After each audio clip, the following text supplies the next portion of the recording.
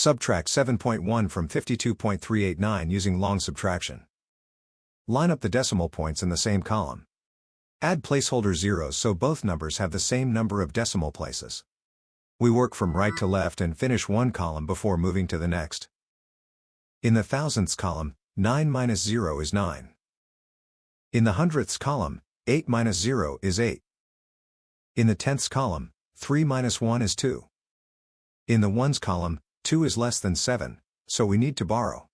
Borrow 1 from the tens column. 5 becomes 4. The 2 in the ones column becomes 12. In the ones column, 12 minus 7 is 5.